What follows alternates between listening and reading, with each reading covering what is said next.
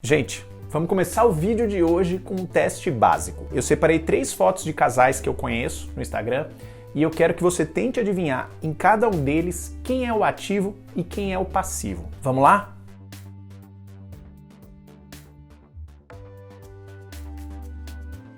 Ok, vamos ver o seu resultado.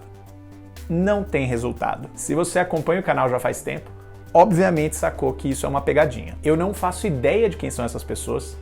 Isso é tudo foto de banco de imagem. Mas se você realmente achou que dava para identificar qual deles parecia passivo e qual deles parecia ativo, a gente tem que conversar sobre isso. Muito provavelmente essa sua percepção foi criada a partir de estereótipos que existem na comunidade gay sobre como um gay ativo ou passivo deve parecer. Então você precisa saber como esses estereótipos surgiram e como lutar contra eles. Não só para ser bonzinho e pagar de desconstruído, mas porque isso vai ter um impacto enorme na sua vida sexual.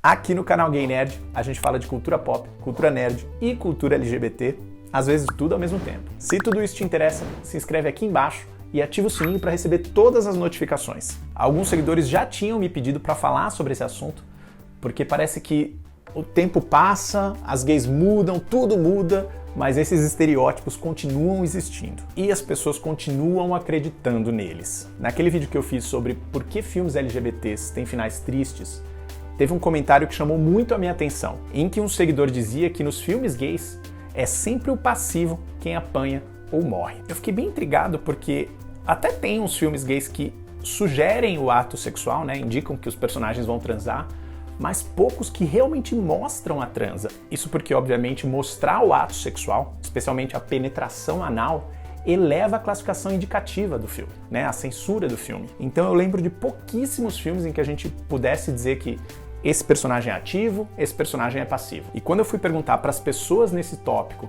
se elas tinham algum exemplo, elas de fato citaram Brokeback Mountain, que foi o único que eu lembrei também. E a série Queer as Folk, embora eu tenha a impressão de que em algum momento na série o Justin também foi ativo.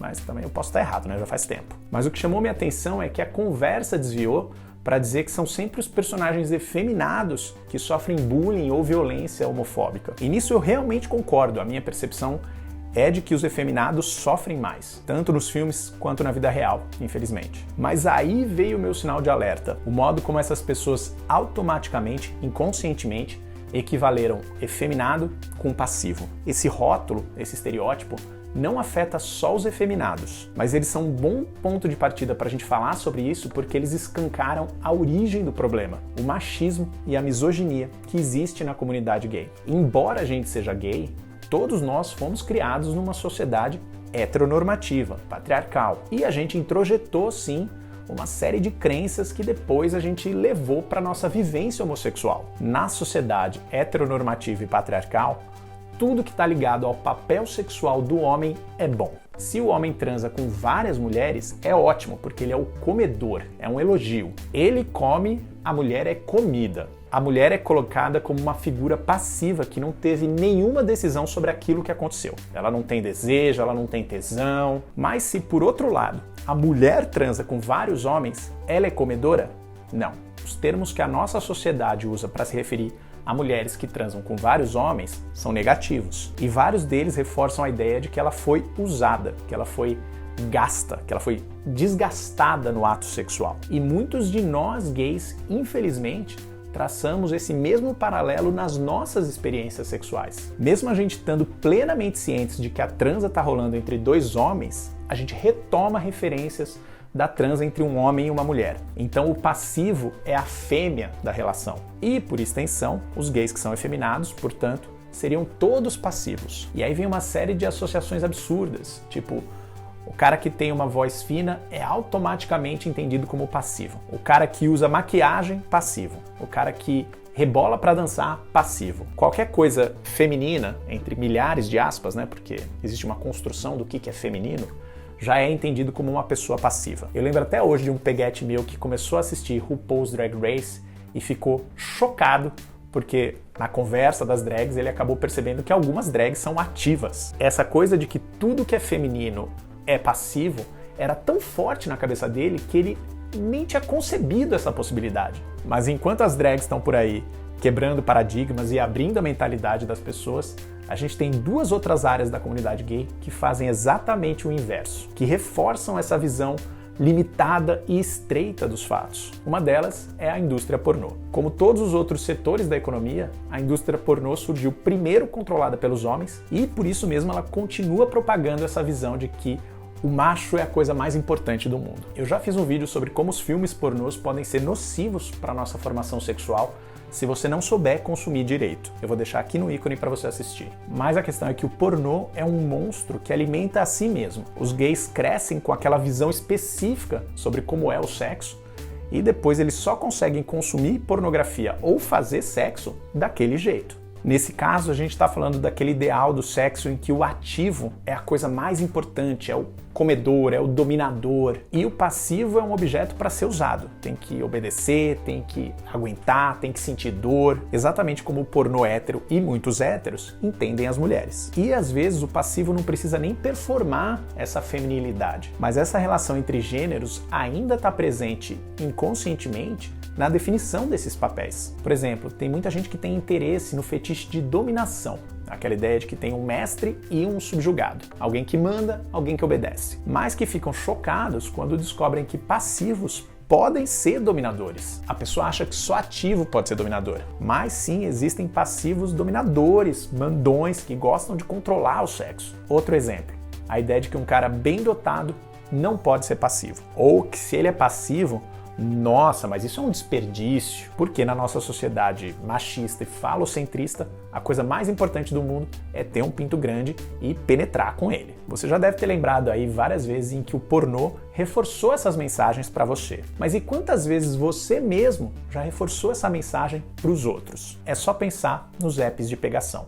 Ali é o outro ambiente em que essa definição limitante dos papéis sexuais é enfatizada o tempo todo. No modo como as pessoas escolhem as fotos do perfil, no modo como elas escolhem o próprio nome, no modo como elas abordam as outras pessoas, com um agravante de que ali a busca pela masculinidade é sempre essencial, inclusive nos passivos. Aquela velha babaquice de se eu quisesse pegar uma mulher, eu pegava uma mulher mesmo. E se você acha que o passivo efeminado sofre, você nem imagina como é praticamente impossível um ativo efeminado arranjar alguém nesses apps. E aí quando você tenta desconstruir isso na outra pessoa, você sempre bate naquele argumento de não, mas esse é o meu tesão, né? A gente não controla o nosso tesão. E eu concordo que nem sempre dá para controlar, mas dá pra gente questionar, dá pra gente perguntar de onde isso vem, porque isso não surgiu do nada. A gente sabe que a sociedade reforça essa visão, a gente sabe que o pornô reforça essa visão, a gente sabe que os próprios apps reforçam essa visão. Então assim,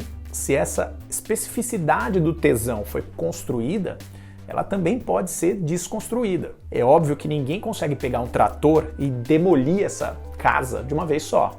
Mas a gente pode ir desconstruindo tijolinho por tijolinho. Você pode começar, por exemplo, com as suas próprias percepções a respeito da posição sexual dos outros. No geral, eu acho que você nem tem que ficar se perguntando se outra pessoa é passiva ou se ela é ativa, porque isso é de uma pequenez completamente lastimável. A não ser que você esteja prestes a transar com aquela pessoa, essa informação é completamente irrelevante para você. Ela só serve para alimentar o seu lado fofoqueiro e vazio e babaca. Mas se ainda assim, em algum momento, você pressupor que fulano é passivo, fulano é ativo, vale a pena você se perguntar, por que será que eu cheguei nessa conclusão? Será que os parâmetros dessa lógica que eu estou usando já me fizeram fechar os olhos para outras pessoas, para outras oportunidades, para outras transas incríveis que eu poderia ter tido e não tive, só porque eu estou seguindo esse roteiro específico, com esses papéis específicos que ensinaram para mim e eu nunca questionei? Eu não tô aqui dizendo que todo mundo tem que ser versátil, tá? Você pode ser ativo com a sua própria performance de gênero, seja ela masculina, feminina, e você pode ser passivo também com a performance de gênero que for mais natural para você. Mas o desafio aqui é expandir o modo como você enxerga o outro. Existem diversos tipos de ativos e diversos tipos de passivos. Não existe um molde único. É aquilo que eu sempre falo. Múltiplas vivências gays. A sua não é a única. E inclusive fica aí essa dica para todo mundo que diz que não consegue arranjar alguém para transar, que ninguém quer nada com nada, que tá difícil conhecer alguém. Você tá com o seu espectro de visão ampliado para perceber também essas pessoas que não condizem com o papel que você imaginou na sua cabeça? Porque esses caras estão todos aí e não estão sendo percebidos. A drag que é ativa, o twink que é ativo, o bem dotado que gosta de ser passivo. Essas pessoas têm um potencial enorme para agitar a sua vida sexual e para revolucionar a sua mentalidade, dentro e fora da cama.